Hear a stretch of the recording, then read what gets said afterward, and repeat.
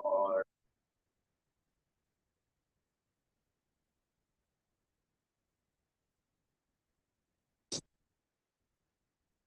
इसका story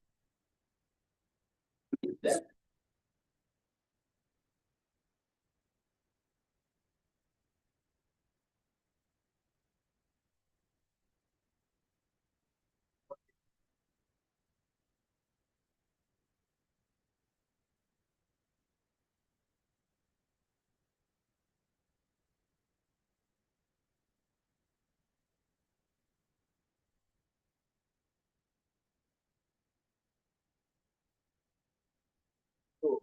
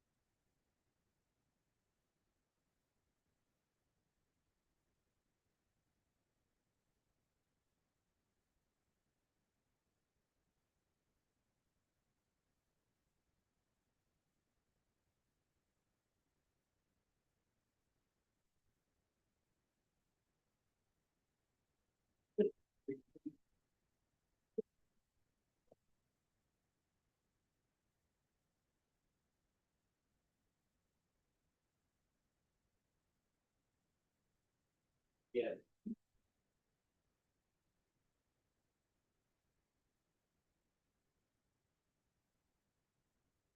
Yes, sir. See, I need to wait. Yeah, but not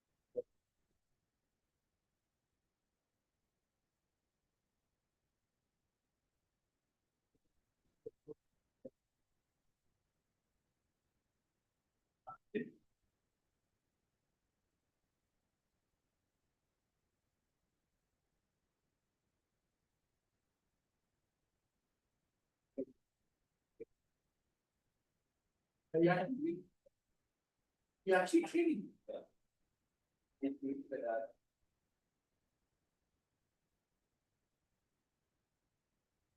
should not have, you should not have the focus. Yeah. That's okay. What is your honest self-assessment of the return of the can do better, but it's about to make strong. Yeah.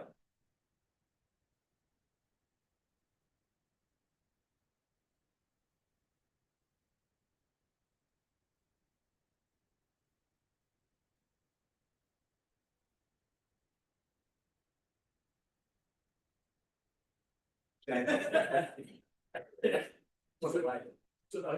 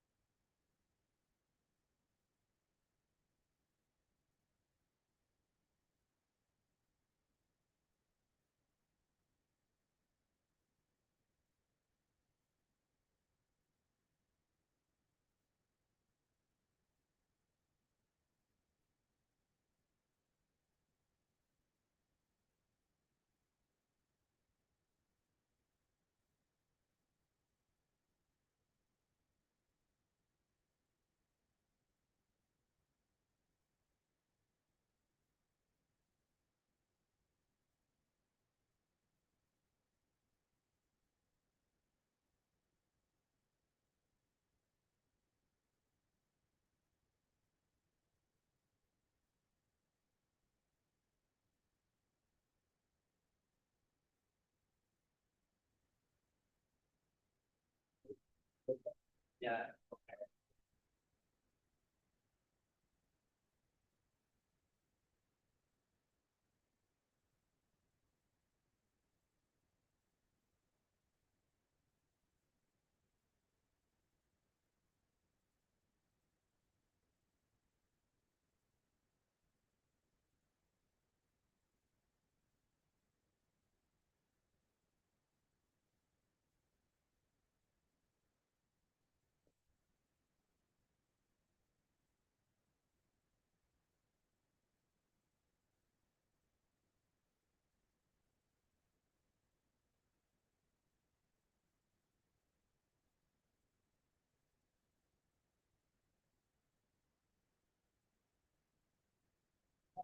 That's it.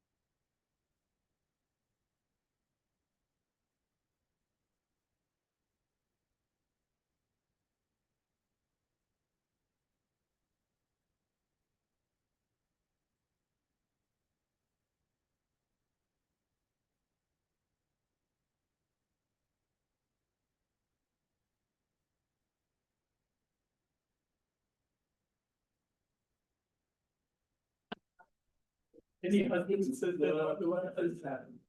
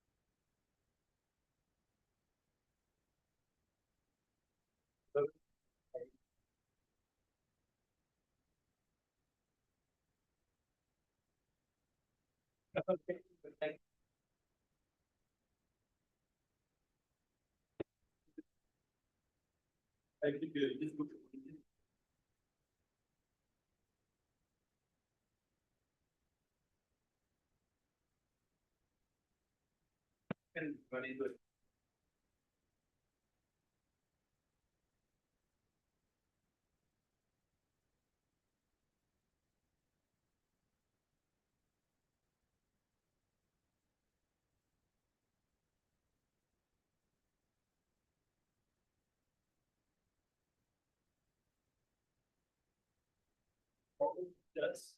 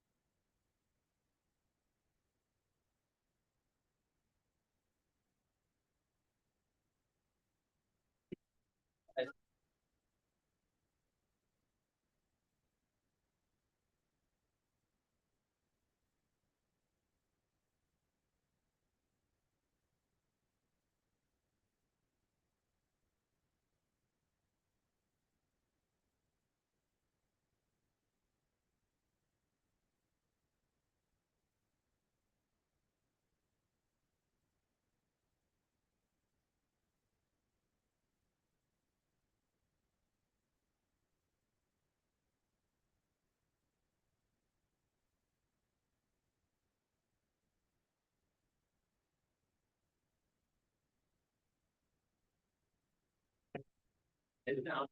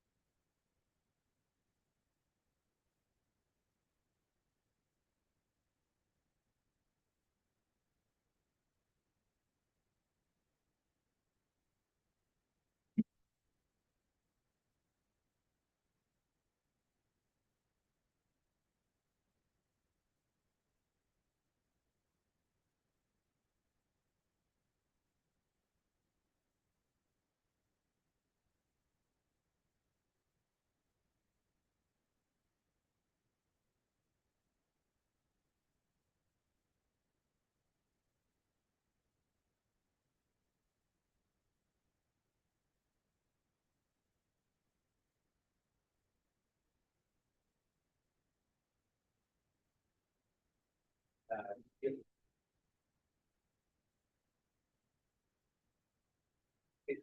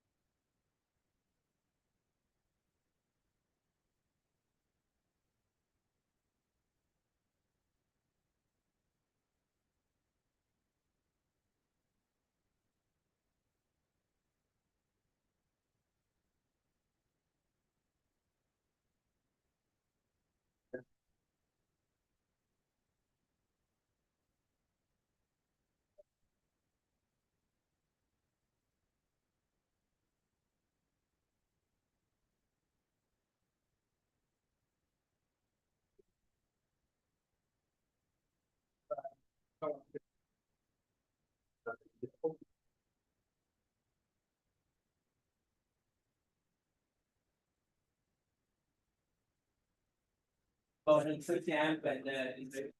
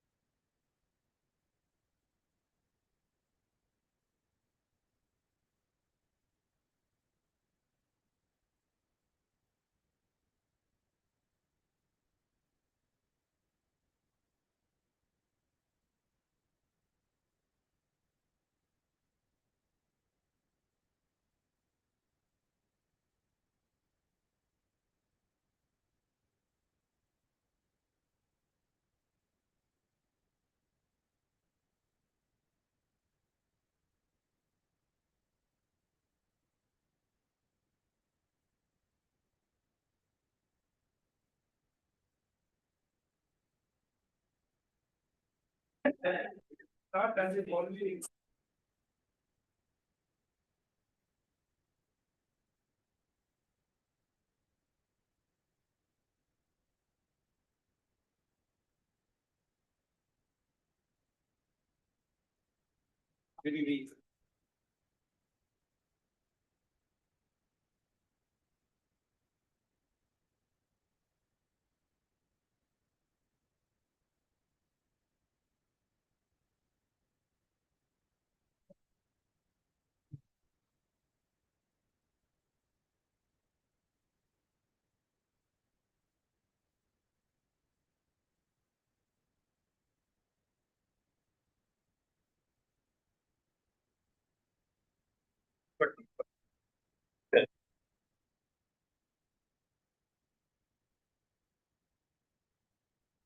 Good evening, everybody.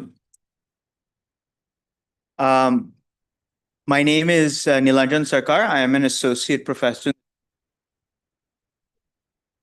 And it's my pleasure to introduce, but also welcome you to a talk on A Sixth of Humanity by Professors Devesh Kapoor and Arvind Subramanian. I'll just very quickly tell you a little bit about our speakers and why this is such an important event, not just for us in Ahmedabad University, but for people who study political economy in India. So Devesh Kapoor is a Star Foundation Professor of South Asia Studies at Johns Hopkins School of Advanced International Studies, SAIS. Earlier, he was the Frederick Danziger Associate Professor of Government at Harvard and the Madan Lal Sobti Professor of Study of Contemporary India at the University of Pennsylvania. His research is focused on the political economy of development, and he has a lot of books. His recent books include The Other 1%, Indians in America, Internal Security in India, Violence, Order, and the State, and the Oxford Handbook of Higher Education in the Asia-Pacific. Arvind Subramaniam is a senior fellow at the Peterson Institute for International Economics in DC. But he's, of course, many of you know, the former chief economic advisor to the government of India. He's previously worked at the IMF and the General Agreement on Tariffs, GATT, and taught at Ashoka, Brown, Harvard, and Johns Hopkins universities. In 2011, Foreign Policy magazine named him as one of the top 100 global thinkers. His previous books include Eclipse, Living in the Shadow of China's Economic Dominance and of Council, the Challenges of the Modi-Jaitley Economy. Okay, so those are the bookish biographies, but let me tell you a little bit more about why I am particularly excited about this book talk. I'll be moderating, but before I moderate, we'll of course get to hear from our speakers.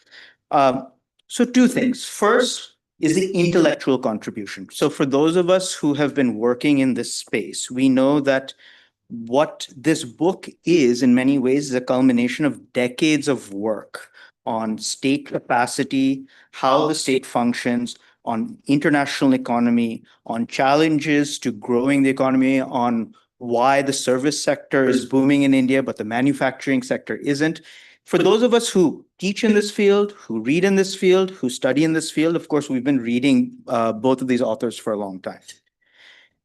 The second reason, and quite honestly, for me, the more important reason why I'm excited that they're here, only some of you know that both of these authors, Devesh Kapoor and Arvind Subramaniam, have done a lot to create intellectual talent in India. So I myself did my postdoc under Devesh Kapoor. He was on my committee. But if you look around in policy circles, if you look at civil servants in India, you will meet a number of people who at one point or another have studied under Devesh Kapoor, have learned from him, have studied under him.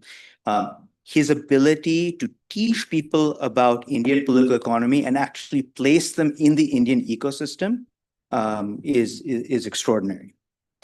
Many of you will know, but maybe not all, that when Arvind Subramanian was chief economic advisor, he put together probably the finest group of young economists who were studying India around the world and brought them into the government to initially author the economic survey, but also to learn a lot about what makes India tick, the data ecosystem. Some of those people are now sitting in India, some of them have gone back abroad. But so much of the work that's happening in India today on international economy, on political economy, is based out of a set of quality scholars looking at what was happening on the inside. Right?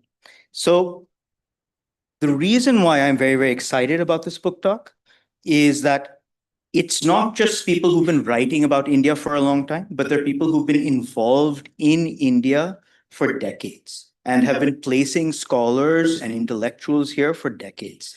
And of course, have done a lot for India and the Indian government. And so the perspective that they bring and the scholarship that they bring is sort of unparalleled. So let me tell you just briefly about the book, and we'll have the two authors present. We'll have Professors Devesh Kapoor and Arvind present. It is a book that essentially covers the history of political economy in India, its choices, some of the deficiencies of the Indian state, but also some of the successes post-independence. I'm going to let the authors tell us all of what that means, and then I'll push them on a few different. But what I can tell you is the following, right? The book, some of you have seen outside, is a very fat book, right? But when you read it, you're going to see that it moves very fast. Quite honestly, the amount of material that they have covered, it's a book that could have been 3 times as long. And I happen to know for about 3 times as much material is left on the cutting room floor. I think that it could have actually been 3 times as long. So we're lucky that they've just kept it to the length that they have. But it's an extraordinary book in scope, in scholarship.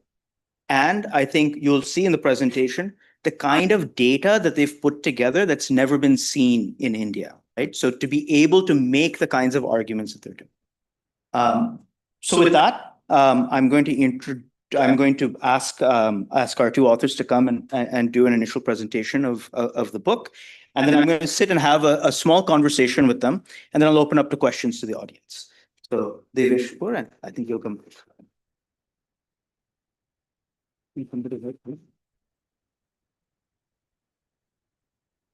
Oh, take it. Which just what is your preference?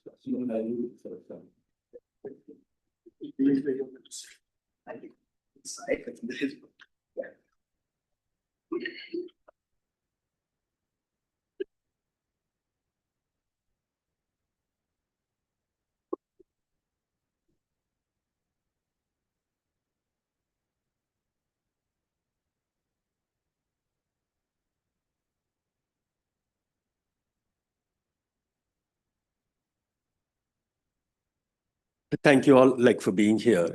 For me, this is a great personal. It's a pleasure to being here. There are so many old friends, people who I've learned so much from. I foremost want to acknowledge Professor Pankaj Chandra. We met for 47 years ago, and we've been arguing since then. We haven't settled those arguments yet, but yeah, a bit louder. But he has been my teacher in so many ways, though he may not realize it. I also want to so much thank Neelan. There's an old saying that you have been a good teacher when your students begin to teach you. And by that criteria, I think I have not been a bad teacher because Neelan has been teaching me for so long. So just a brief overall sense about this book. It is, of course, as Neelan indicated, and given the different backgrounds that Arvind and I have, it's a very interdisciplinary book because we fundamentally believe that development is not just an economic phenomenon. It involves politics, it involves sociology. It is something that we need to understand through very different disciplinary lenses. I think, as Neelan pointed out, I think a very distinctive aspect of this book is that it's based on large amounts of data on a vast array of issues and variables. We have told the story through the data. We all have our priors. We try to tell the story without priors and let the data tell the story. To collect this data, we went through more than 3,000 official government reports and documents. That was the basis through which we built this data. Another feature of this book is it's very comparative. It compares India over time. It compares India over space. It compares India across countries in two ways. It compares them in chronological time, comparing India with China or India with Bangladesh. But it also compares India with countries like the United States in what we call development time. It doesn't make sense to compare India with the US now, but comparing India with the US when the US had a similar per capita income, which would be about 100 years ago, then that might make much more sense. So in that sense, this book is very comparative. Now, we begin the book by showing the particular unique development challenge that India had at the time of independence. It had to reconfigure a colonial state to a development state. It had to transform one of the most hierarchical societies in the world. It had to forge a sense of nationhood among very disparate groups. And it had to create markets for economic development. Crucially, it had to do all this through democracy. Now, if you see in this graph, what you'll see is that there were three broad models of economic development. There's the quintessential Western model, right?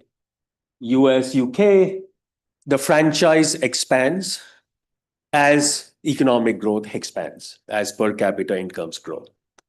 The second is the East Asian model, represented by Korea. First, economic development, you reach middle income status, then you get the franchise. The third model is China, massive economic development, no franchise. India, on the other hand, way before economic development, it gave universal franchise, which you'll see from this particular graph. And you'll see just how much India was an outlier in how low a level of income. And I can do the same graph with sort of literacy rates. India would be an outlier there as well. And also almost no gap between male and female franchise. Now, remember, at the time of independence, India was an incredible patriarchal society. Not that it is not so now, but it was much more so then.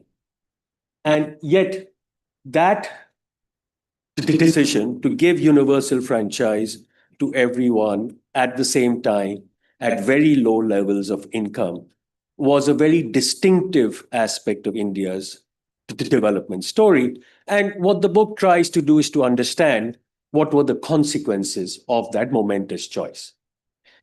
One of the consequences, we argue, is that India had very low levels of mass violence compared to other countries in their formative stages of nation and state building. So one of the less palatable aspects of state and nation building is the universal experience is it is a very violent process, period. So take the US. It had a civil war that was part of its nation building. That civil war cost about 2% of the population were killed. If you apply that to India, that would be 30 to 35 million people. As you can see, all of these countries in their core century, decades of nation building had extremely high levels of violence as a share of population. And India had, you might think that when you read the paper, oh, there's violence all the time in India. But that's violence related to law and order. That's not the sort of mass violence that we see that occurs, whether in Vietnam, which is about 8% of the population being killed during during its war of independence from France, and then later on, of course, the sort of major wars between North and South Vietnam. So we argue that this was what the democracy gave was something that is deeply underappreciated.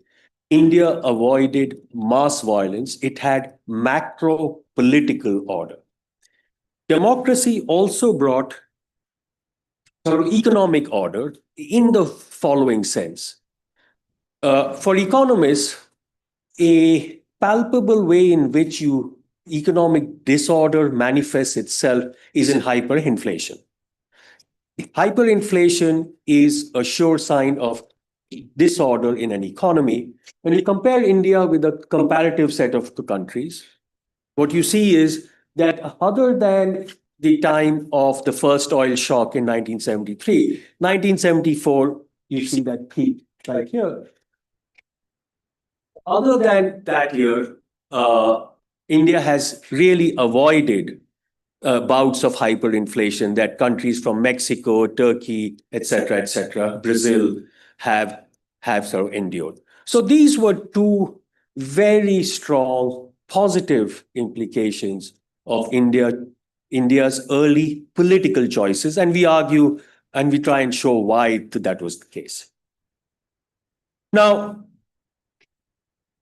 in the process of sort of nation building, one of the key institutional mechanisms is fiscal federalism. The idea being that a country will have poorer and richer parts, but any citizen, whether she is in Kohima or in Kerala, should broadly enjoy similar levels of fiscal. You want to build a sort of more equal country in that sense. And Arvind will talk about this more, but here we just want to show you is how over time, fiscal transfers to poorer states began to sharply increase, both in real terms as well as a share of state domestic product. This, however, has certain negative aspects, which Arvind will talk about. Now, one other way you want to think about nation building is, of course, a society like India has multiple social cleavages around caste, around gender, around region, and around class. This is just to illustrate one such cleavage. This is, of course, a sort of cleavage which is manifested inside households.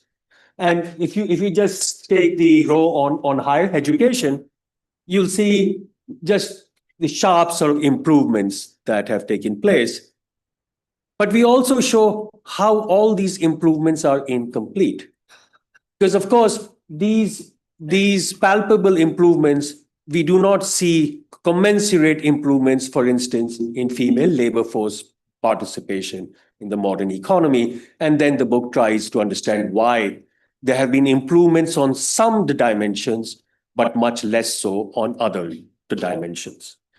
Similarly, if you think about class, so of course, some of you might know that there are many ways to measure inequality, income, wealth, consumption. So rather than go through all those convoluted arguments, what we use is a very simple metric, which is the number of billionaires in a country relative to the per capita income of a country. You would normally expect that a richer country should have more billionaires. A poor country will have less. But you can see, relative to its per capita income, India has far higher number of like billionaires. And that's sort of indicating to you that there is increasing wealth inequality that is taking place. And of course, you can draw the conclusions like from that. Now, another way when we think about nation building is how we think of the relationship between the three tiers of the government: federal, subnational, which is state, and local. Now, here, what you see is how much India is a complete outlier when you compare India with the other giants, which is China and the United States. Now, China and the United States have completely different political regimes. However, in both cases, the majority of government employees are either at the federal level or at the local level. India is exactly the opposite. Most government employees are at the state level. It's not therefore surprising that most of India's failures to provide, which are palpable in the provision of local public goods, water, sanitation, etc., all of those are generally provided at the local level, and the local level is severely under resourced. So what we argue in the book is there is a lot of debate on centralization in India, which focuses on the relationship between Delhi and the states. But that perhaps the much bigger problem is the centralization within states. And we know that India passed the 73rd and 74th amendments to try and address that. And the states have basically sabotaged, especially the 74th. So if you move a bit from nation building to state building, so the way, very loosely, state building, when we think about nation building, it's a cognitive process. There's a cognitive element. State building, there's a physical element like to it. You're trying to physically connect a physical geography, right, which is within the boundaries. Here we are using one way in which this connectivity attempts occurred, which is the number of what are called extra long bridges, which is a definition used. So to give you an example, until the 1980s, Bihar with 100 million people had one bridge over the Ganga across all of Bihar. Entire Northeast, the Brahmaputra, more than 1,500 kilometers, there was just one bridge. And of course, you can imagine its consequences for trade, commerce, markets, all of that. What you see is there's a dramatic change that occurs from the 90s onwards, right? If you see the huge change from 51 to 90, but especially after 91, massive numbers of bridges. If you do the same thing with tunnels, these are physical barriers, you'll see something fairly similar. A different way of thinking about state building is what we call presence. So if you think of central India, the heart of the Maoist movement, numerous studies show that the state was barely physically present in those areas for a very long time. Now, broadly in the literature, the way we think about presence of a state, it's a post office, a public school, and a police outpost. These were three symbols, physical symbols that the state is present in a place. So we sort of added a few more just to show. I mean, ideally, we would have liked the 2021 census results, but we don't have that. So you can see that rural India slowly now gets far more connected to the rest of India. It's physical isolation of rural India. The average village is much less physical isolated gradually as the state presence begins to expand. And that's one way to think about state building.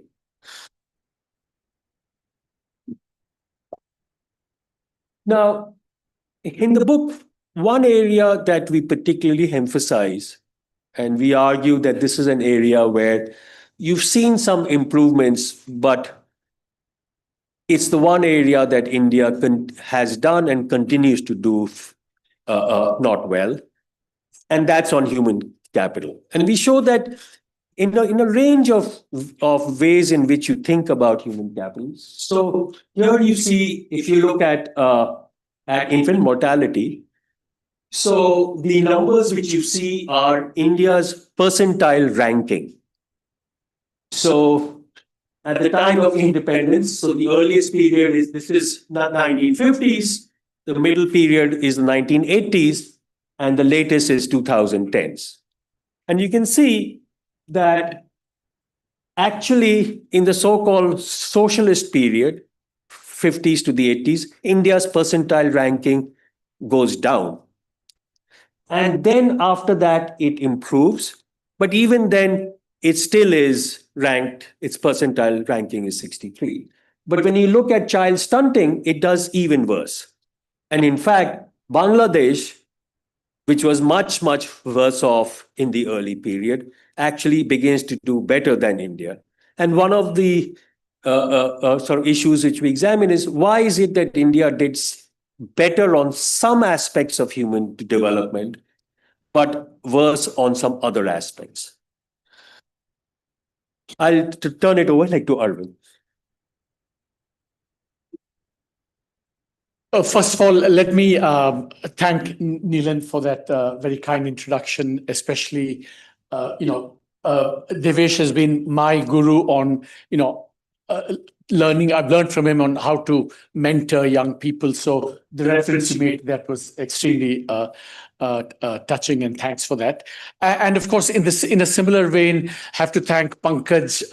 Devesh spoke about his association with Pankaj. I've not known Pankaj for as long, but both Devesh and I have been absolutely in awe of what Pankaj has created here in Ahmedabad University. So it's really an honor and a delight to be here. So normally when we've actually done this presentation many, and so at every point we try and see how we can tweak it a little bit. So this is my first tweak in deference to being in Ahmedabad. So Devesh spoke about this slide, but notice what the title of this, what we call this. We call this the Mahatma metric. Why do we call this the Mahatma metric? Just before he set out on his salt march, Mahatma Gandhi wrote to the Viceroy saying, "You have relinquished your legitimacy and credibility to rule this country because the ratio of income of the king to the average person in the United Kingdom is much lower than the ratio of your salary in India today relative to the average Indian." So the notion that, Piketty inequality, that inequality at the top matters a lot, was something that Mahatma Gandhi intuited very, very early. And this is just a manifestation of that. So that's why we call this a slight aside on why we call that the Mahatma metric, right? Now, so let me now turn to what are the themes of the book. One of the themes of the book is what we call, we use this word precocious quite a bit, which refers to, some unequal sequencing that you will see about Indian economic development. So unusual, we mean unusual relative to mostly to what other countries did, or at least what other successful countries did. And Devesh spoke about the first precociousness, which was the political precociousness, democracy before development. But then there was also a kind of economic counterpart to that, which is what you see in this graph. This is the share of total economic activity in agriculture, formal manufacturing, and high-skilled services. And India is the red line. So the bottom line here is that it's well known that most successful countries first do a lot of agriculture, then the labor force shifts to manufacturing, and then after a certain point when manufacturing has thrived, people move on to the services sector. So agriculture, manufacturing, services is the normal sequence of successful development. India, as you can see, has done too much agriculture for too long, too little formal manufacturing for too long, and prematurely or precociously doing high-skilled services very early on and for a long period of time. This is kind of well known. This is not very new, but there is a kind of international counterpart to this precociousness. On the left-hand side, what you see, this is actually based on data that and work that Devesh has done.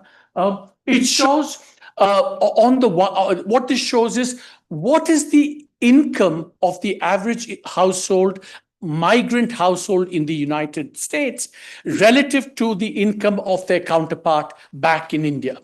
And so this is done for various migrant groups in the United States. And you can see that India ranks high. And of course, I could reel out, a list of 30, 40 companies which are at some point have had Indian origin citizens as CEOs. It's a matter of great pride, of course, that, but this has been done by India exporting its very, very high-skilled talent. So globalization has worked to the benefit of India's elite, as it were. I mean, elite in this case, because these are very highly skilled people. But there's a downside counterpart to the precociousness, which also relates to globalization. What you see on the y-axis is what is the share of a country in global labor-intensive exports. And the x-axis shows what is the share of a country in the global labor force. So if you have 20% of the labor force, roughly you should have account for that share of global labor skill exports, not exactly, but roughly. And what you see is that China has about 25% of the global labor force and about 50% of global labor skill, unskilled labor exports. India has similar amount in terms of labor force, but has 3 to 4% of global export market share. So this kind of contrast between China and India and what India failed to do was, so while through globalization of talent, the elite benefited, but through inadequate exploitation of globalization opportunities, India's labor force suffered quite enormously. And that's kind of one of the costs of precociousness. The other sense in which we use precociousness, so there's a political dimension, an economic dimension, but there's also a policy dimension to the precociousness. We did welfare before we produced public goods. By public goods, we mean infrastructure, public health, and education.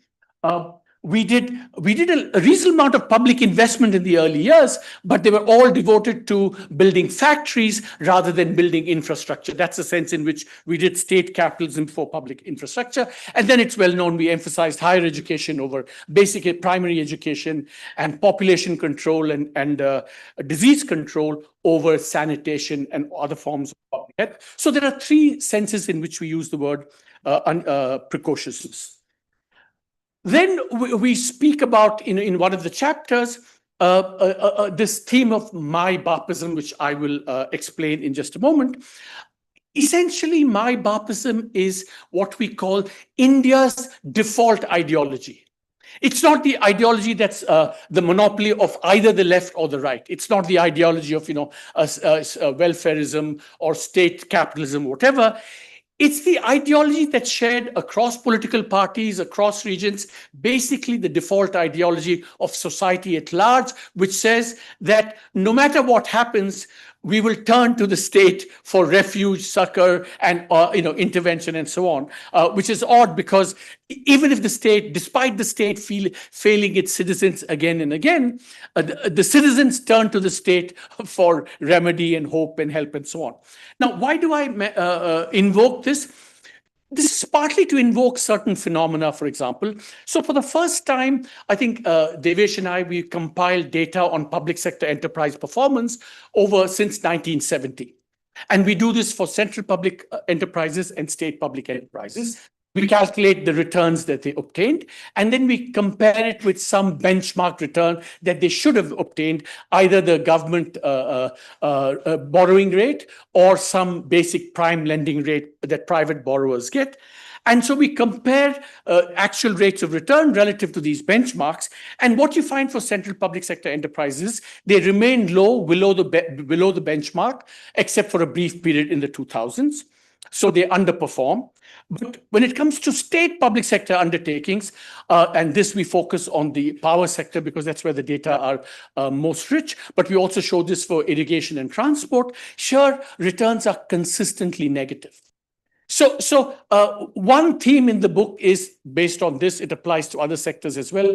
Whatever the center does badly, the states do much worse.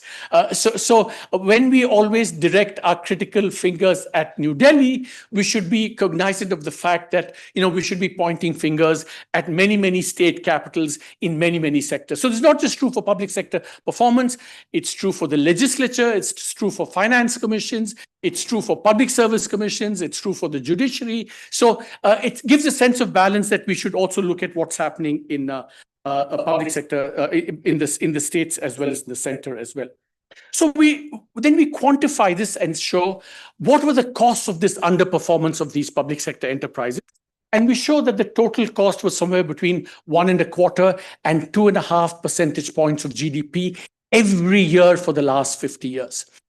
Just to give it some texture, what that means is that the states as a whole could have spent double the amount on health expenditure that they actually did every year for 50 years. The central government could have spent 75% more every year on infrastructure had some reasonable rate of return been done by or obtained by these public sector enterprises. We show that for the banks as well. Public sector banks also did underperform relative to their private sector counterparts. But the big cost of that was reflected in the fact that because the state took away or preempted these resources of the banking system, either via stealth taxation or via lending to priority sectors or lending to public sector enterprises, very little was left over for commercial lending. And you can see the contrast between India, where even the most recent public sector banks lend about 25% to GDP to the private sector. In Korea and China, it is 10 times that. That's what. So even the public sector banks did not facilitate, industrial development in India, as it were. And whatever exit has happened in India, what you see is that this is a share of public sector banks in deposits and credit. From 95, just after privatization, it's come to about 65, all organically, not because anything was privatized, but because people voted with their money, as it were, and exited the public system in favor of the private sector. One other theme we have is we show how important economic growth was. And, in India, the two big intellectuals, economists are Jagdish Bhagwati and Amartya Sen, one representing efficiency and growth, the other representing social justice, redistribution, etc. And we say they were both wrong because both underestimated what the impact economic growth would be. It reduced poverty and changed economic lives. Between 1950 and 1980, in the planning era, what is forgotten? We talk about growth. Poverty remained high and stagnant at about 60%. That was the cost we paid in those first 30 years. But when growth came, poverty got reduced dramatically. It changed the dynamic of education, as we show. It made, in fact, when we said that India emphasized, redistribution over other public goods, in fact, the public goods and public health and education actually got much more resources in the era of economic growth. So we say it was the neoliberal state after 1991 that became the caring state. In other work that Devesh has done, the impact of growth on social change, he's documented that, and Devesh may speak about that later. Essentially, after growth took off, it fundamentally changed India in terms of economic aspirations. The revolution of rising expectations that we speak about fundamentally happened because economic growth took off. And that's why we say, Naipaul has 3 books, Area of Darkness, Wounded Civilization, and A Million Mutinies. That kind of Indian economic growth traversed that Indian development, traversed that Naipaulian arc. And today, very much today, we're in this, mutiny of rising expectations. Economic growth was also divergent growth in India between the states. And one manifestation of that is we show how much growth diverged across the states. So what this chart is showing is What is the per capita GDP of every state relative to the national average at 3 different points in time? What you need to just know is that how from being compressed, it expands in 1980, but when growth takes off in 1980, divergence explodes. You see there on the right, there are only very high performers and very poor performers. There's no missing middle of mediocrity at all. The one thing to note is that the timing, it happens after 1980 because essentially that's when states acquire more and more agency. There's political decentralization, there's policy decentralization, there's fiscal decentralization, and that's what gives states agency. And when they get agency, it depends on how you perform. Some did well, some did worse. Now, just to give a sense of how much this divergence was one of the big surprises that we found. This starts the clock in 1980. It plots the per capita GDP of the states relative to all the countries in the world as well. So placing the states in an cross-country context, we find that 1/3 of the Indian states, the South, the West, and Haryana, 1/3 of the Indian states grew as rapidly as China and for almost as long. So if you think about that, the old question that dogs and haunts India, why can't India grow like China, has to be now changed and said, no, no, no. Why can't the 2/3 of India grow like the remaining or perform like the remaining 1/3 of India, which has been growing like China? So it says you don't just have to look abroad, but also have to look within India to learn the lessons of what contributes to good economic performance. Another surprise we find is that what this chart plots is the government fiscal deficit. India, it turns out, has the highest fiscal deficit of all emerging market countries: Brazil, Turkey, Argentina, South Africa, China, Indonesia, etc., etc. Highest fiscal deficit, almost 10% of GDP every year since 1991. And remember, this was an era of rapid economic growth. And what this chart shows on the tax side, you start the clock in 1991. India's economy is booming since then. Tax to GDP ratio is just flat in the era of rapid economic growth. So what we say is that the reason this happens is because India's fiscal state is like Kamadhenu, abundantly, indiscriminately giving to all manner of vested interests. So it's not that only some vested interests are capturing the Indian states. It's like Indian democracy is an equal opportunity vested interest creator and sustainer. Sabko do, So, and how it manifests itself? In the tax system, almost everyone is exempt from paying taxes, progressively. Not just the rich, but the middle class, landed class, agricultural farmers, etc., etc. And on the subsidy side, you will see that all manner of subsidies are being given by the center, by the states, by local governments. So this is the Kamadhenu state in full flow. Giving generously and not taxing generously to the Kamadhenu fiscal state. Devesh spoke about how fiscal transfers between the states is one aspect of Indian nation building, but very important. So this chart goes a little bit further and asks the question, which are the states that are giving, are donors, and which of the states are beneficiaries? So if you get more than you contribute to the tax kitty, then you are a beneficiary. If you give more than you contribute to the tax kitty, you're a donor. So above the line are beneficiaries, below the line are donors. And you see that the biggest beneficiaries are the Hindi heartland and the East. The biggest donors are the South, West, and Haryana. Now, this chart immediately poses one puzzle. All the clamor, all the fiscal grievance today is being expressed by the southern states. But what you see here, the red line, the southern states are not the biggest aid, quote unquote, aid donors in India.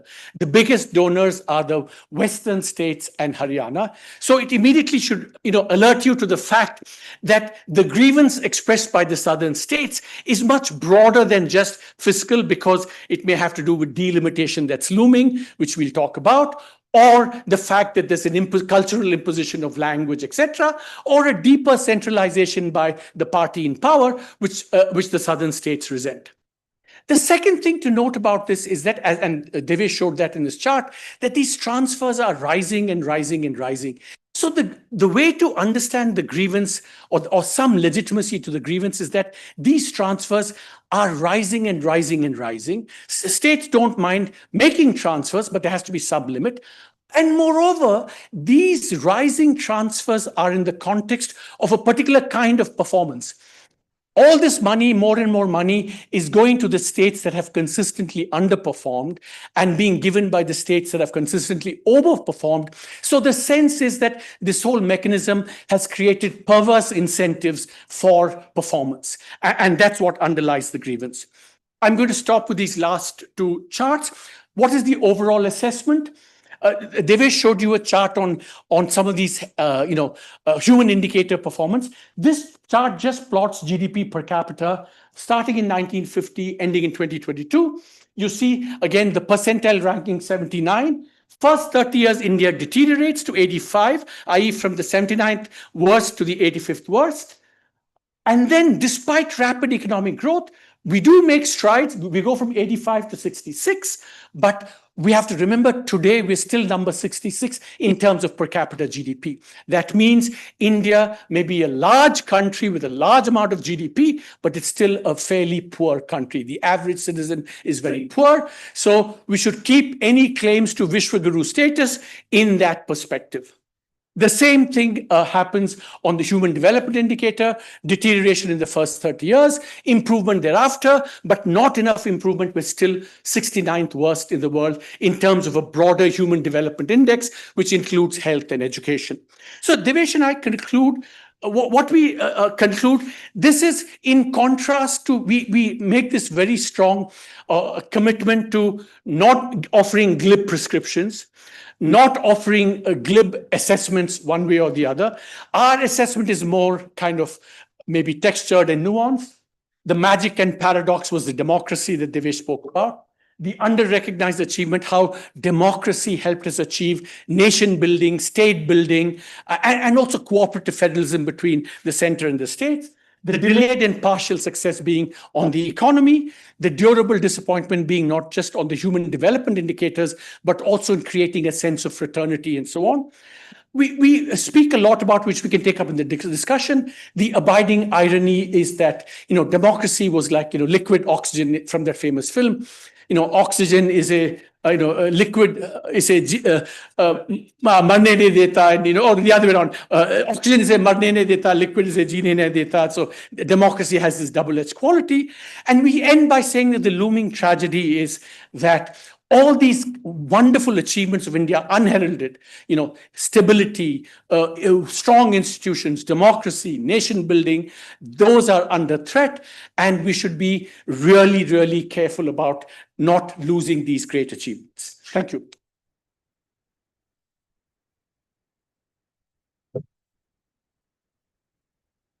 You guys hear me?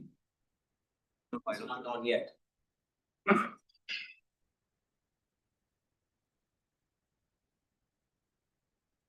You hear me now clearly? Yes. So I warned you guys there was a lot to get through. You can hear me in the back? Yeah, good.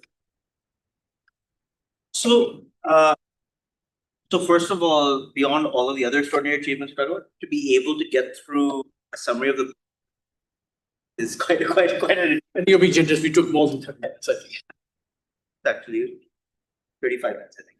So I think what I'll do is, it's impossible to cover all of the material. I think we were talking, there are hundreds of presentations and theses in here, so there's no way I can cover that. What I wanted to do was to give people a sense of maybe some of the texture of the book by asking you to go deep on a couple of points, because there are many things that, you discussed that you didn't have time to discuss in sort of narrative. So I want to start with, for those of you, if you remember that graph that they showed, which showed that India has been remarkably non-violent, right? That for countries at a particular income level, what we are used to in the theory of state development is extraordinary levels of violence. That's actually what explains changes in social and economic structure. And that's a violence that never took place in India. Right? And so one of the contributions this book makes is to think about an overall framework of the Hobbesian. This is the two things that the state wants to do. It wants to control disorder or make sure there isn't much disorder. And it needs to maintain law and order. And then you talk about quotidian law and order, and I'll ask you to push a little bit further on that. So one of the things that I want you to ask, and maybe we can connect to some of the other things that you've talked in the first 30 years in India, one of the points that you make, which is just staggering, is that our development model implied that rural productivity or agricultural productivity basically stagnant, right? And it was actually built into our development. What it meant is that unlike China and some of these other countries, which saw a lot of industrialization in cultural areas, the vast majority of the population was stayed poor and continued to stay. So I think just to, maybe you can sort of help the audience a little bit. Help us think through what happened in those first 30 years.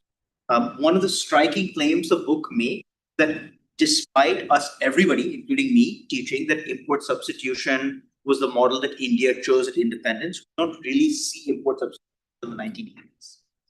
But the other question, how do you maintain, how do you prevent the system from exploding when such a large percentage of your population in the agricultural countryside is seeing complete stagnation? So maybe if you help us think through a little bit about what happened and what were the development choices up to 19. What does it say about how democracy was able to handle the unique challenges that? So I think Harvind will talk about the misconception of the ISI. I'll talk a bit about what happened about order. So actually, by the late 50s, there was a growing sense that disorder was growing in the country. That we think that these things happen later, but by 1959-60, and in part it came from two big incidents of violence. One, it became with the state's reorganization, the Andhra movement. There's a lot of disorder around that. Then the Dravida movement, Tamil Nadu, and that's actually almost a quasi-secessionist movement. There are echoes of that happening. And then something we forget, extreme violence in Assam around between Assamese and Bengalis on the imposition of Assamese language on Bengali speakers. In fact, the parliamentary transcripts, you see the word genocide being used, what's happening in Parliament. So you have three, there are deep concerns about this growing. And there's a very interesting committee formed. The title says it all. I think it's a unique report. It's called the Committee on Emotional Integration. And it's a wonderful report, but it raises all these questions and asks, why is it that, decade after decade, are all these things falling apart? Why isn't there greater? But what results in greater peace and greater order in the 60s is that one thing that brings nations together, which is war. The China war, 65 war, and 71. Whatever you think, but war is the best way historically of nation building. If you remember the classic quote, nations make wars, wars make nations. And the 60s is that period. As soon as that period is over, what was probably India's most tumultuous decade, which is the 70s. Many of us who are older. And we show with the data that every single indicator, student protests, labor strife, riots, communal violence, every single indicator of disorder now begins to. It continues to increase, most of them until the 90s. And then around the 2000, depending which indicator you see, it begins to fall. One of the remarkable things that even something like homicide rates, and as we make clear, Indian crime data, it ranges from atrocious to pure fiction, right? I mean, we know. But the least worst data is like homicides, because it's less, it's more hiding, not filing the FIR or homicide. The homicide rate in India fell by half from 1990. If India's homicide rate in 1990 had persisted over that period of time, more than 500,000 Indians would have been killed. That's a pretty staggering number, right? So what was interesting for us is that every single indicator of disorder, of violence falls. So that, I think, period from 70s to the 90s is when you have peak disorder. From the late 70s is the big insurgencies begin, right? Although that the Naxal movement is ended in Bengal, but the Punjab crisis, then the Naxal movement grows, Kashmir, Northeast, all of them continue to grow, and then gradually they wane. And of course, there are different ways. So on the economic policy chart, right? So we all in our classrooms, those of you who do Indian economic history, are taught that the first 30 years were what we call import substituting industrialization. What does that mean? Apart from the fact that we did planning, we had a public sector enterprises.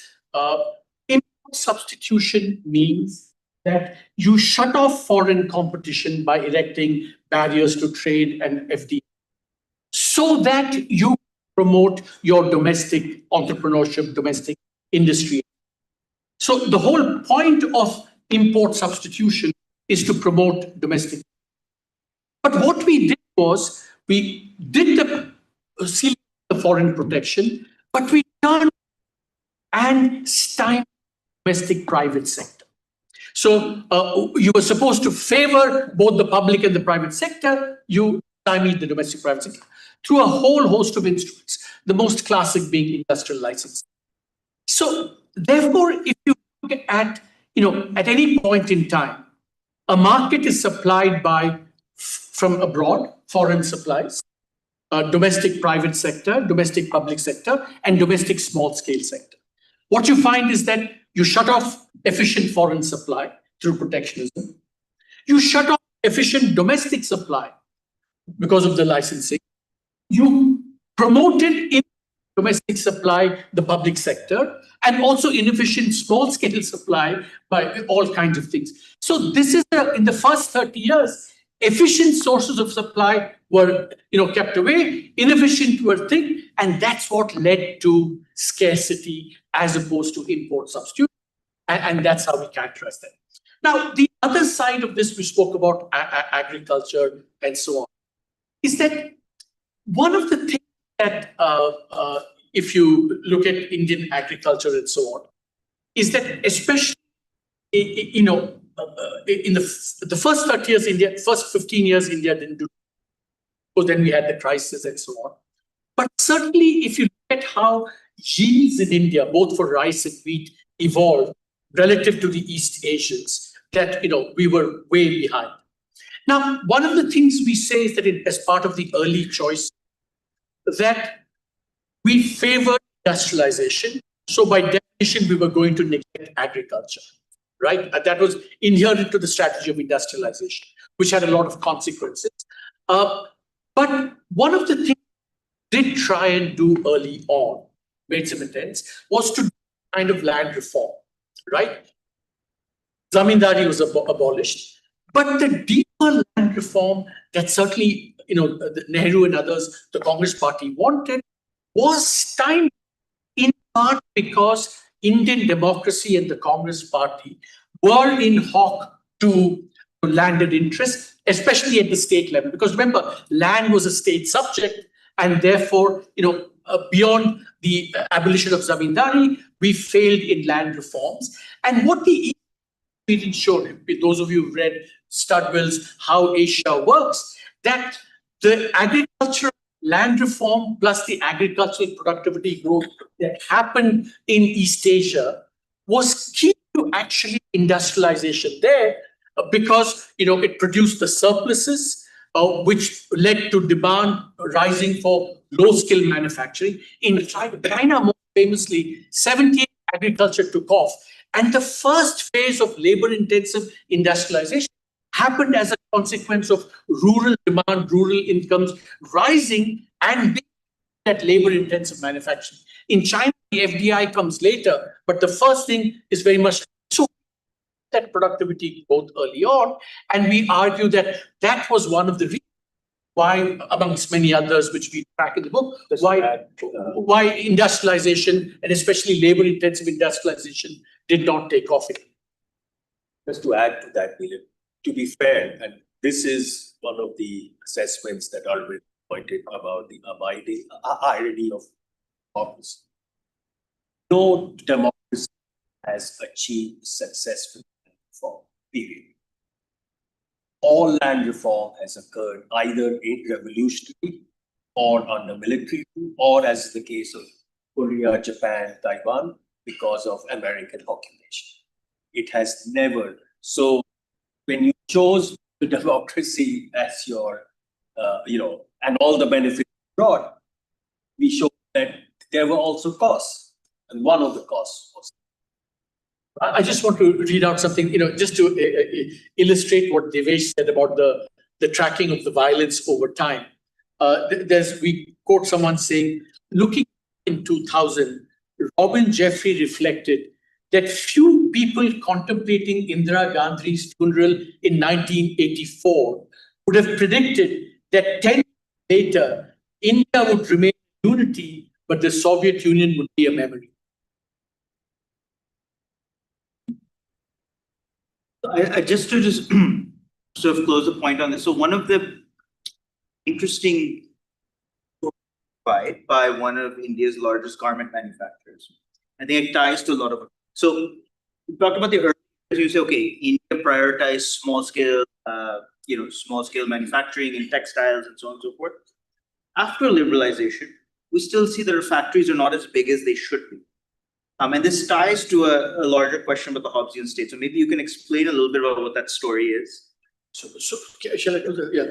So just step back. So one of the puzzles about India, when we say it wasn't able to do labor-intensive manufacturing, and the chart we showed on how we underperformed on labor skill exports, the puzzle is not why we didn't do labor-intensive exports in the first 30 years. In the first 30 years, we were stymieing and crushing everything. There was no question. The puzzle is after 1991, and one of the things we showed, the surprises is, and maybe it's another surprise about a growth story. From 91 to 2015, our growth was like the East Asian tigers. Our trade grew as rapidly as the East Asian tigers. Not just services, exports of manufacturing between 95 and 2015 grew at double-digit rates in India. But it's not labor-intensive question. So the puzzle is, despite the growth and despite the fact that many of the policies that were holding us back earlier, we had renounced. Small-scale reservation was eliminated. We opened up our economy. Greater role for the private sector, licensing was eliminated, and despite that, we didn't get labor-intensive manufacturing. And we offered many explanations. I'll just touch upon the one that you asked. So we call this midgets making widgets. Basically, that, essentially in India, we have very, very small firms. And export, take the Foxconns of the world. you have to have employment of 100, 150, 2,000 when all our labor exporting, garment exporting firms and other firms are pretty small. Now, the question is, why are they small? And this also another thing we should impress is all the debate in India on this, a lot of the debate is, oh, the Industrial Disputes Act has thresholds of 100 and 300. Why do we have too many small firms? But that's not the more important question. The more important, not why do we have small firms, but why don't we have enough large firms? Because we do have firms 1,000, 2,000, 3,000, well to the right of the threshold. The threshold is not there for consequence. So, but why don't we have 20,000 firms as opposed to and one of the informations we offer and we provide evidence is in India we have this very unique thing of a company having many plants even within the same state. So in Karnataka, India's largest exporter has about 30, 40 plants doing apparel manufacturing. And the explanation is that you have to diversify both your regulatory risk and your political risk as well.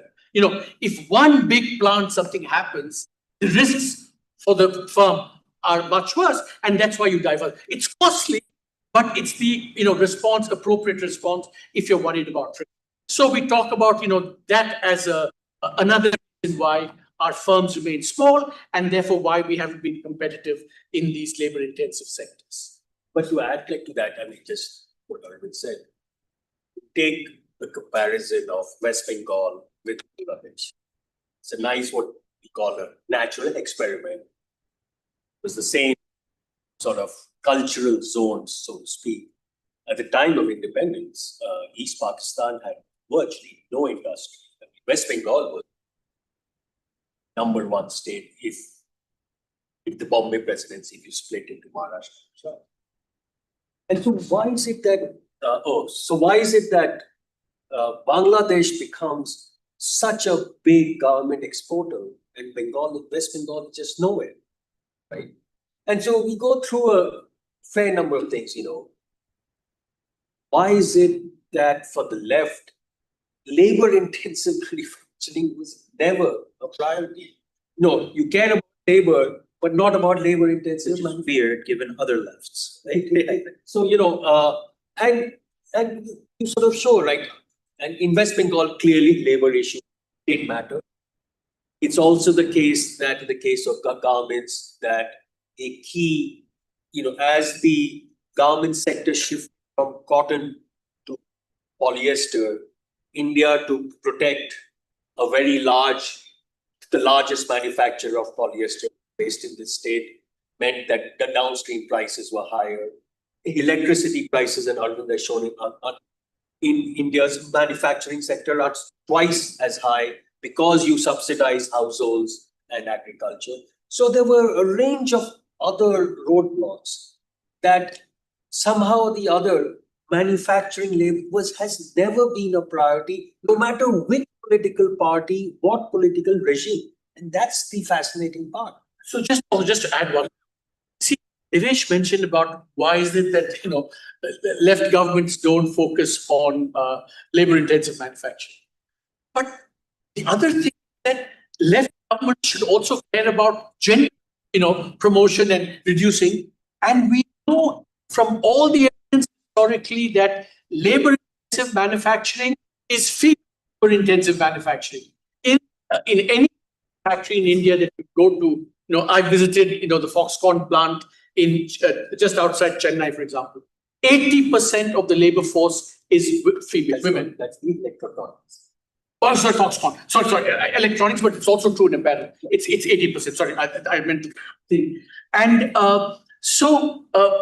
in Bangladesh, if you look at all the social indicators, they improve enormously. Age of first marriage, age of first child, whatever, because the garment revolution was provided employment to women, gave them agency and power, and therefore all the choices that they made. So the neglect of labor-intensive manufacturing was not just bad for our labor force, it was very bad for gender advancement as well. So I'm going to shift, move quickly, so everything. I'm going to shift to another graph that highlights a larger point, right? So one of the graphs that was shown is that India has an unusually high number of billionaires, given our relatively low GDP per capita. Now, there are lots of people calculating wealth inequality and income inequality in different ways. So I think Saurabh Mukherjee has made the calculation that, 70% of profits in India are going to the top 20 firms. Maybe that's wrong. Maybe it's 55, maybe it's 85. Whatever it is, it's a big deal, right? We know that there's a fair amount of capital concentration happening. Now, the reason why that's interesting for scholars of political economy, and I think we're talking sort of separately about this, everything that we teach in the class, so classically the Meltzer model, which says when you have higher inequality in a democracy, the median voter is poorer as compared to the average, and therefore you should have higher levels of redistribution. Acemoglu and Robinson just won the Nobel Prize. The entire logic of when you get democracy and so on and so forth is that there are these equality-inducing effects of democracy and voting. Right? In India, we're seeing the opposite. In fact, a lot of the data that you haven't shown, the most surprising information. At a minimum, you would think because of the clamor and because of the poverty, you have progressive tax rates. But India has, since liberalization, developed regressive tax rates, right? We're taxing the richest people less than we're taxing the middle class in India. Okay. That's not supposed to happen, right? According to a certain kind of classification. So I wanted to ask, A, where does the traditional theory go wrong? But B, maybe you can talk a little bit more, and both of you in various times have written about this, but what role big money plays? Like, what is the connection between democracy and big money, right? So this is, I think that it's a helpful thing to sort of think about because it's such a striking finding. It is a law in political economy and taxation, right? That you're supposed to get greater equality. And yet India is going dramatically in the other direction in almost all of the data. So one, Neelan, I think as soon as social scientists come up with laws, you know that the world is going to go the other. Inequality in democracies has been increasing in general. United States, but even Europe, right? So one is what is happening in India is not unique to India.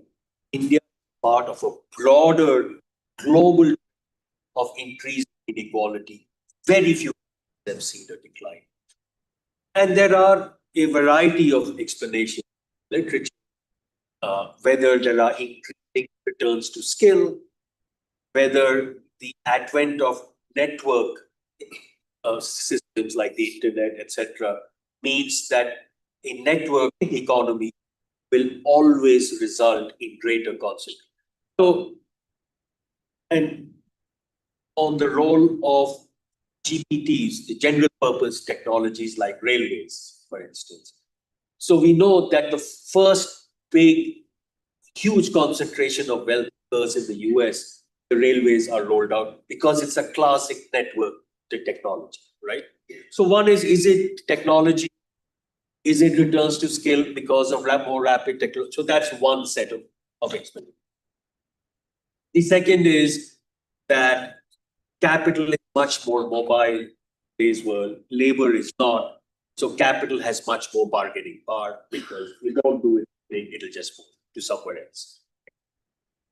Now, I think what we say, and this is something that you and I have talked about, and we did a book. And this is the other genuine weakness of the democracy, which we sort of know but don't want to face up to. You cannot have a democracy without elections. You cannot have elections without money. Money is the mother's milk of elections, right? Now in India, we have we show in the book, we have way more elections than in the past. The national, state, and now local, you know, we have more frequent elections and more competitive elections. All of that has meant that the demand for money, for resources to fight elections has massively increased. Now, of course, there is simply no, reliable data on election financing because we know most of it is underground. So we don't want to pretend that we can actually show this to you in any, But I think broadly speaking, the electoral part of needing more money means that those who have much greater resources will have much greater influence. So that's, I think. Second is, I think, if you remember in chapter 2, what we show is India succeeded in the Hobbesian state in establishing order, but has done much less well in establishing rule of law, which means that accountability is much higher. And therefore, the more powerful you are, the less accountability is likely. And if you're the wealthier you are, you manage that, let's say, your environment in much better ways. And that's sort of broadly, but you can see that happening in terms of America as well. I mean, in fact, you could say that in 1 year, that has happened rapidly. What India does today, America does tomorrow. Exactly. Just a couple of things to add to what Devesh said, right? One is when Devesh said this is a worldwide trend towards inequality. I think the point I would make is that if you look at China over the last 30 years, or the US in the Gilded, all this infrastructure was being built, rapid growth is always unequal growth and where corruption is very, very high. You just cannot escape that. It's that intrinsic to rapid economic growth. So it's not just that there's a general increment, but during a period of very rapid growth, this is what happens everywhere. In China, for example, and this Chinese scholar Yuan Yang has written very that it's kind of the corruption is the glue to to the rapid economic growth. The grease, not the glue. The grease to the rapid economic growth. I think that's one thing to keep in mind.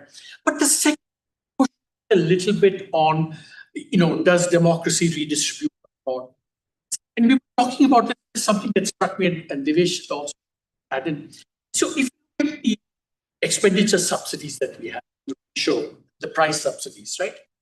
What you find is that the price system is used to give all kinds of subsidies, fertilizers, water, power, all kinds of subsidies. So when you give through a price system, right, and you don't have targeting, what happens is that you may be covering the poor. So it may be quite egalitarian that way, and democracy's legitimate response to whatever poverty, etc. So you say, well, actually, it's a counterexample. But the problem is that because it's done through price system, without it's getting targeted, it also leads to a lot of people who don't deserve it getting. So take power, for example, right? Something I know a little bit about. Forget about powers to farmers. Farmers subsidy households today, power subsidy is almost such as power subsidy to farmers. But guess what? Arvind Kejriwal saying the first will be free and all, that's not actually that much of a problem. The problem is that 60 to 70% of the subsidy goes to the top 5 to 7% of the population. So that's the problem with, so it's not that democracy doesn't respond to inequality. It does, but inequality that are used are such that a big portion of the subsidy is actually non-deserving and the rich. So that's kind of the puzzle as well. The other is, in field work we did, for instance, in East UP, when we ask the in villages about inequality, uh, you know, I mean, almost no one cares about inequality. That the term they use is ki billa tata kitna bana. That is not an issue. It never is. They care about is inequality in their local surroundings, in the village where they are. And actually, at that level, inequality has been declining. It is absolutely the case that the relative power inequality in status, all of that between a Thakur and a Dalit in East UP 50 years ago and now is a completely thing. So to that extent, he feels that he's much more empowered now. And that, okay, whether Beyonce comes to some rich guy's wedding for how much, He's actually thrilled by that. he might be even, happy, thrilled that there's some, some action happening. Just to kind of add to what Devesh said, see, one of the things that, both Riles, Devesh and me, that so much oxygen is taken up in India by this inequality of consumption, income, this, Thomas Piketty says inequality is very important. Like lemmings, we will say inequality is very important. Building on what Devesh said, the much important axes of inequality in India are probably caste, religion and gender, for example, right? And this whole income and inequality may be less important.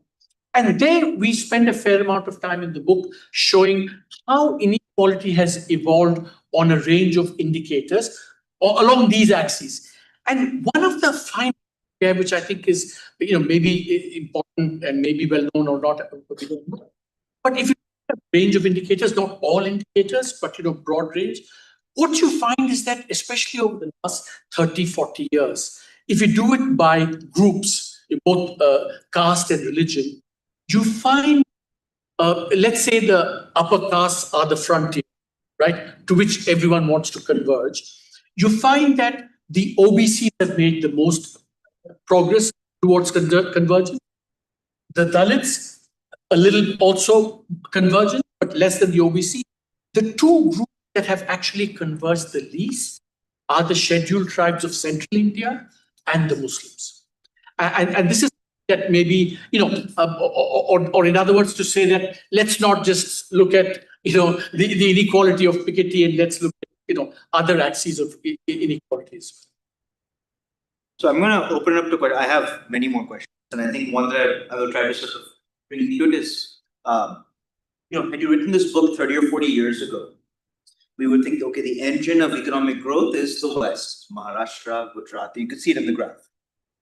Today, when you're making your examples, you're talking about southern states, right? And you're talking about southern states looking, and it's spectacular. And all the southern states have different models. And you actually described a little bit of.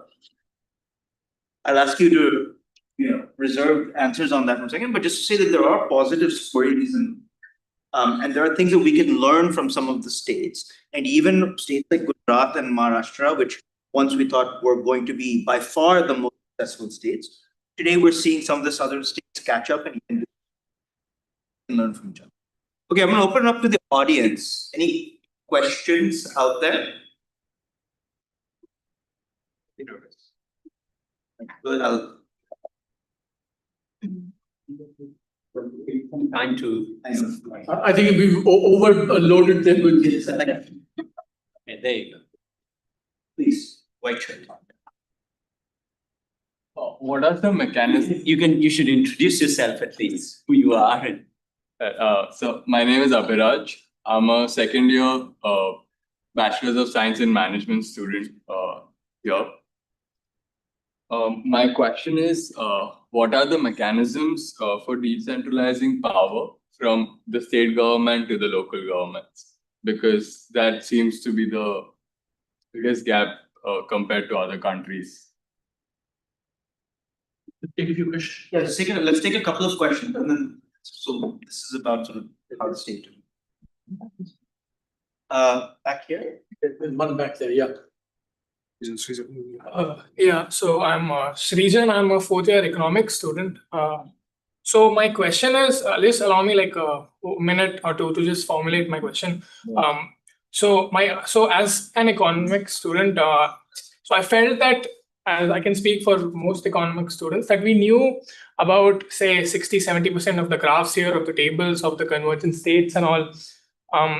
But as an economic student graduating in India currently, there are also a bunch of things that are sort of these qualitative things that the graphs, and so many people have talked about what you've talked about. It's not to say that you've not talked about anything. Your question. Yeah. Just allow me a minute to just frame it.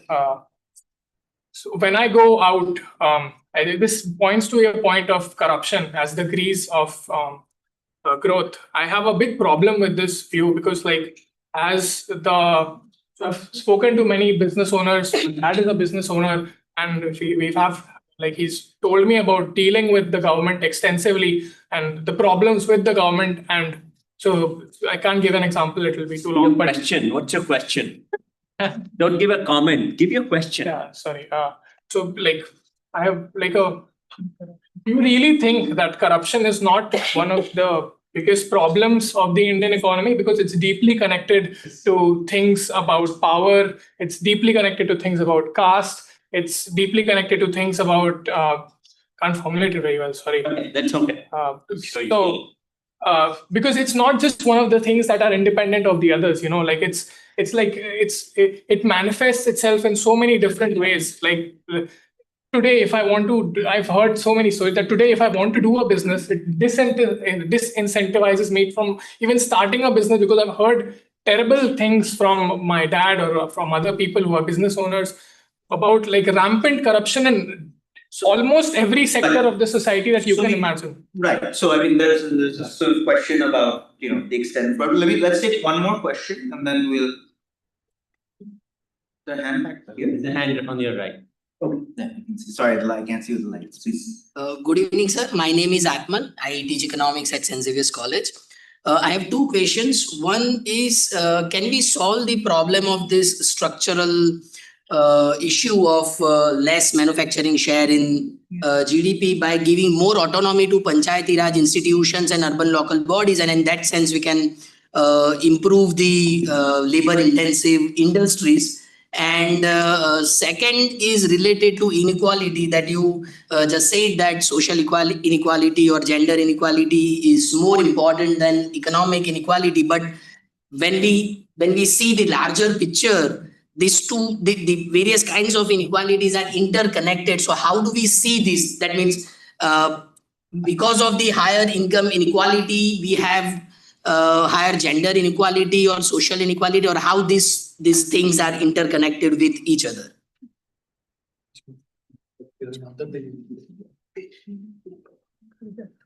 So when we talk about decentralization, the usual thing is about, functions, funding. The broad assessment, I think, would be that the 73rd Amendment, which is the decentralization as part of rural India to panchayats, has worked somewhat better, not great, somewhat better than the 74th Amendment, which is about urban.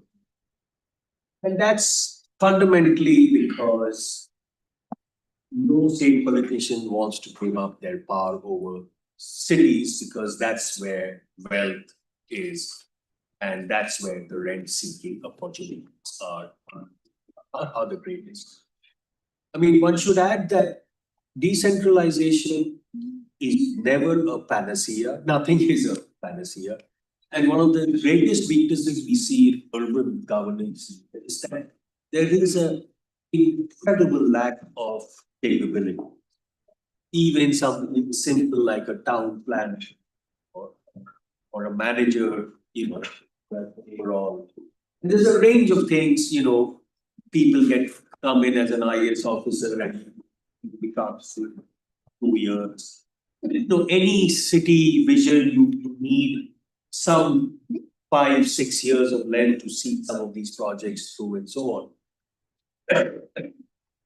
I mean, Arvind and I debated, I think it's a few, this is something we were not fully in agreement with.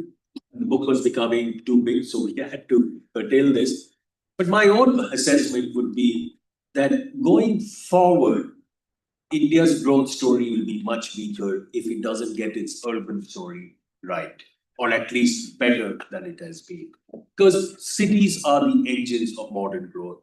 That's where you get agglomeration economies. And basically, almost every city in India is an absolute mess. And I think it affects the quality of life, it affects the decision of young people where they want to be. It has a whole host of. Now, this relates to your question on corruption. Look, there's a broad way you can think of corruption as in China as a grease. You can also think of corruption, I think, in the way you meant it. It's pure sort of extortion. And when it moves from grease to extortion, you're absolutely right, it becomes a fundamental barrier, right? There's a reason why you didn't have economic development in Bihar. And my own sense is, to some extent in Bengal now, you really see essentially extortionary levels of corruption. But that is clearly now having effects in states from Maharashtra to the southern states as well. There is no doubt in our mind that corruption has become, in the last few years, much deeper across the country. There is no way we can prove you this with any numbers. These are all, when you talk to people, that it is becoming a much more severe issue for like business. And it's no longer about the Hindi belt. It's very much in also the South and the West. I would hesitate to say where this is going, how costly this will be, because I just don't have a sense of that. So let me, because Neil, you spoke about the hopeful, positive example. Some positive. Yes, some positive stories. So you asked about labor intensive, right? And I don't think, giving powers to third tier, etc., are the most important policy instruments for that. But let me give you the hopeful examples. So in the last 5 years, one of the biggest successes for India, or a big success, is having been able to attract basically Apple and Foxconn to come to India, which is very labor intensive exports. And so the question is, so I spoke earlier about, in response to Milin's question about how we don't have very big firms. But in fact, now, if you look at some of the more recent developments in the southern states, like I said earlier, there's a Foxconn plant which employs 20,000 people. There's a plant in Hosur that employs 40,000 people. And there are other plants, 15, 20. So the size has been increasing and we have been attracting this. Not to the extent that we need, but certainly, in a way that's much more hopeful. Now, the thing is that this happened in part because China, which was occupying all this space, was becoming uncompetitive because it's becoming richer, wages were increasing, and also because of geopolitics. Frankly, many investors around the world wanted to diversify away from China, because of all the tariffs that were being imposed. Basically, the US and the West thought that China is an existential risk. Therefore, foreign capital said we have to diversify away from China. So that's been. So the question for India is, why can't we do more of that? Because now there are examples which shows that we can do.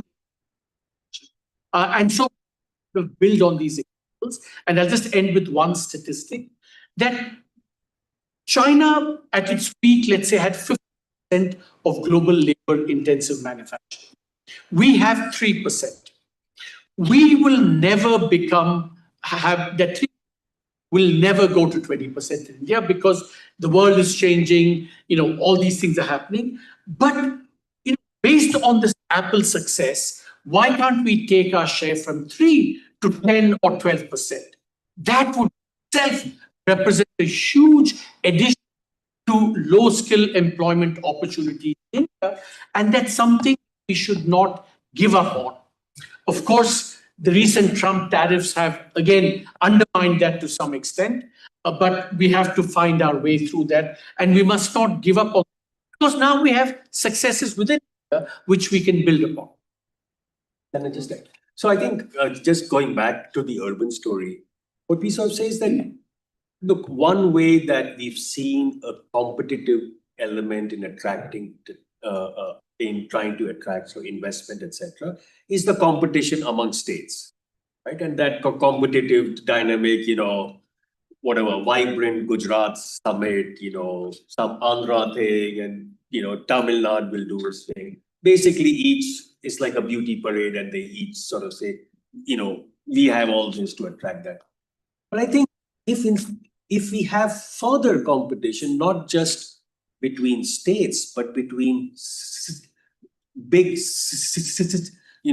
between the Bombays and the Chandigarhs and the Bangalores and the Hyderabad, then you go from 28 to 100, right? You have the competitive dynamic becomes much larger and broader. So each of these is not a panacea, but each of these allows a more competitive dynamic. Hopefully that leads to better policies. And just to add to what Devesh just said, for example, and I think we're seeing early signs of that already, right? If Delhi's air quality is going to remain so bad, I mean, investors and talent, everything at some point say, why here? Why not some? Similarly, if Bangalore's congestion is going to become thing, firms say, let's go to Hyderabad and Pune instead of thing. So to some extent, what Devesh said about the way I like to put it is that we don't just have competitive federalism, but we also have competitive sub-federalism, and we're seeing early signs of that already. Ahmedabad should retain its air quality, maybe should make... Sorry, I was going to say something I won't say.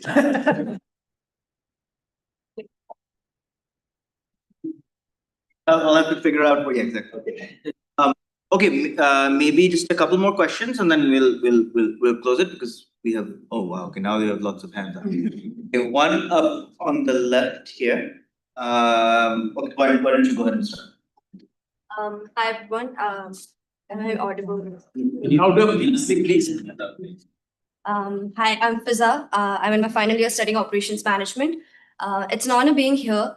Just a couple of questions. Since you mentioned a lot, a lot of points are juggling in my head, but I'll just be quick. You mentioned caste-based and religion-based, inequality that is there around. But how do you communicate that to the general public or someone like me? Yes, I'm a university student. I have the honor of being here in your presence, and I can understand that you've done amazing work, which is an evidence to it, that it's an evidence to the kind of situation the country is going through, or the nation is going through. But how do I communicate, let's say, to the general public who is working outside, or to the people who are, giving their tax in painting lampposts because the prime minister is, visiting the city today? And the second point, you mentioned the failure of, cities, which is very much evident. And, it's also something that I've been learning since the past 2 years in a lot of my courses, that the cities are failing, yes. But there are no, ways to have counter spaces, or to have a counter space to the narrative of city development, or where, the general public like us can contribute to, a solution space. Since you've done, amazing empirical work, you would also have some sense of a solution to these larger problems. So perhaps your few comments on it would be great. Thank you. Always what happened. Okay, so and here. Hi, my name is Manil. I am a PhD student for management here at the university. And my questions are pertaining to two statements that you made in your previous answers. You said that we need to increase our share of the global labor market to say about 12%. So what are the industries that you specifically think in India could help us drive that? That's one. Again, adding on to her question about also, diverging from these current larger urban pockets to other cities, what cities in India do you think are ready in an economic sense, and not just cultural, to take on that challenge to let that development come to them? So those are my questions. Thank you. Then back there, Neeraj. Yeah. Hi, my name is Neeraj. I'm also a PhD student.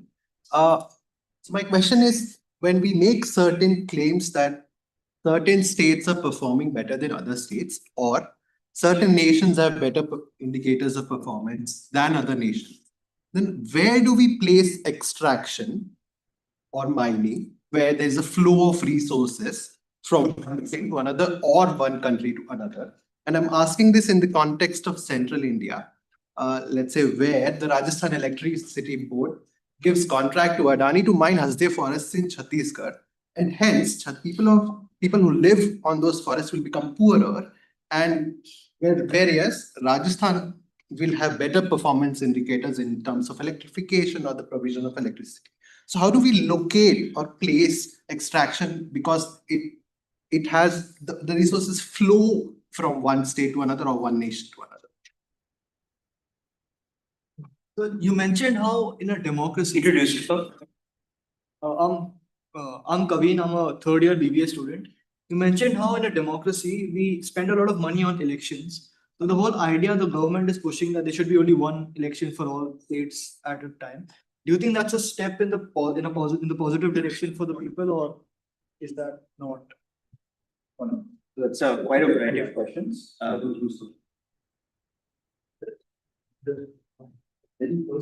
Yeah, I didn't. So the first one was, how can you communicate the results and some solutions in this space? Let me say, on which states or cities are ready, zero clue. I mean, I can't put any knowledge. So unless Devesh knows cities better than I do, I'm happy to see that.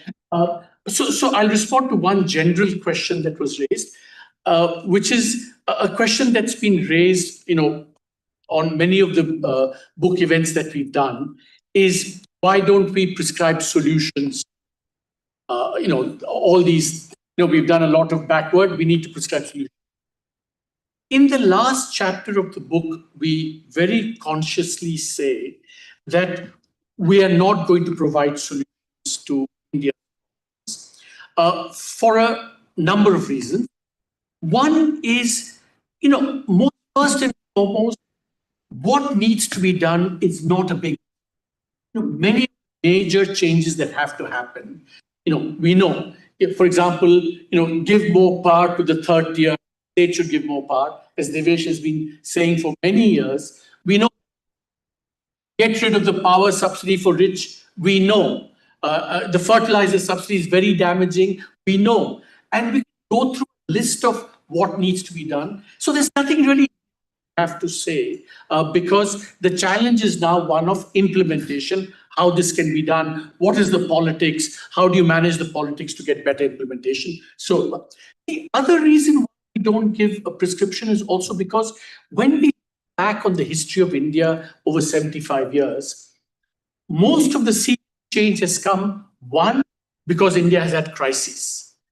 91, we had a big crisis, we changed our policies.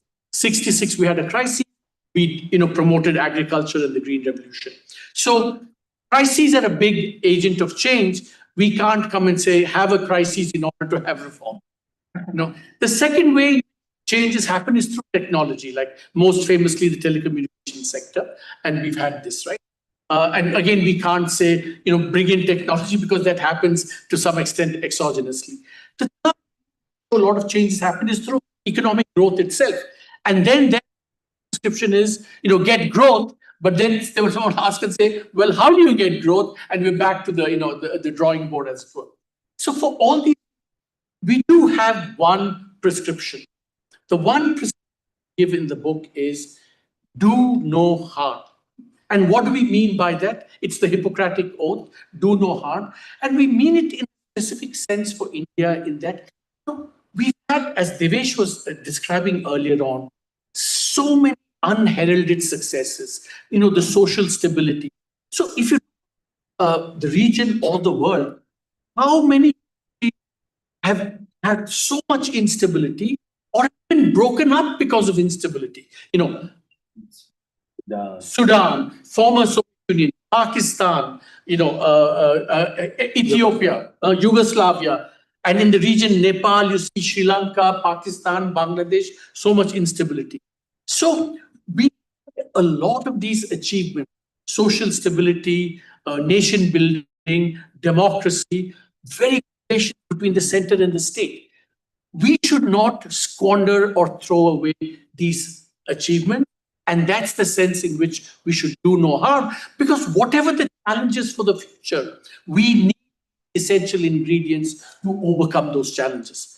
How the particular challenge will be solved, we have to see, but they all require social stability, peace, strong institutions, good relations with the state. So I'll like Arvind, I have no clue which city, etc. That's not my expertise is very limited there. I just want to answer the question about are there too many elections, and therefore does it make sense for the government, its policy which it's trying to have? So we show, yes, the average period of time between elections in the 50s and 60s in India was about 5 years. In the last decade, it's 1.7 years. 1.2. Sharp decline, which has all sorts of things, mostly that governments are simply unwilling to undertake policy changes, especially institutional changes, administrative reforms, all of that, where there's a longer lag time between the upfront costs and the benefits that will occur over time. So many reforms, and no doubt, and Arvind has far more practical experience where he sees that all the time. No, we can't raise property tax now, we got to wait till the local election, but the next state election, but then there is this election, there's the urban election, there's the panchayat election. So constantly we see there are real costs and we should not shy away from that reality.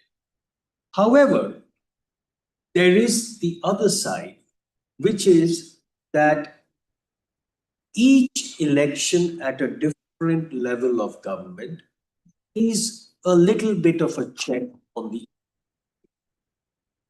There is always a risk in any large polity. You always want to have some diversification of risk, and you want to be very careful of extreme centralization. Because of that, that's the only sort of place where we slightly say you might actually think of having simultaneous elections between national and local. See, because states are completely manipulating the local electoral cycle. The national government cannot manipulate the local government, but it can manipulate state government at times. So the correlation between national and local is the least. Therefore, if you have them simultaneously, your risks are much less that the national will affect the local. The local will be governed by local factors. But if you have state and local at the same time, the state will influence the local. If you have national and state at the same time, national will affect the state. So it's a bit of having somewhat fewer elections, but nonetheless not going for one election for all levels of government at the same time. I know there are more questions. Hopeful that our speakers consider. We've been going almost 2 hours, so I think we've kept these two going for a while, and you guys have been going for several months before this around the country. Yes. So just a couple of things. There are books available outside. Arvind tells me that they're happy to sign books for us. Only buy it. We don't want you to buy it. Yeah. Have them. But we won't sign if you don't buy it. But I'm gonna just call this conversation to a close. Thank you for staying with us for so long and working through all of this material in front of us. And thank you all for coming and staying.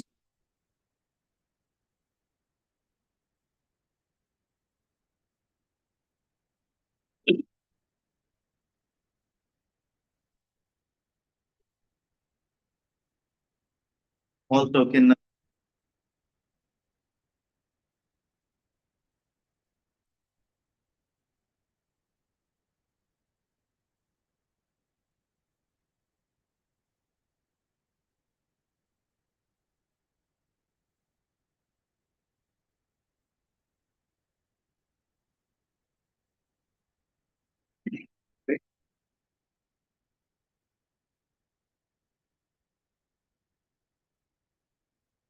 Very nice. Thank you.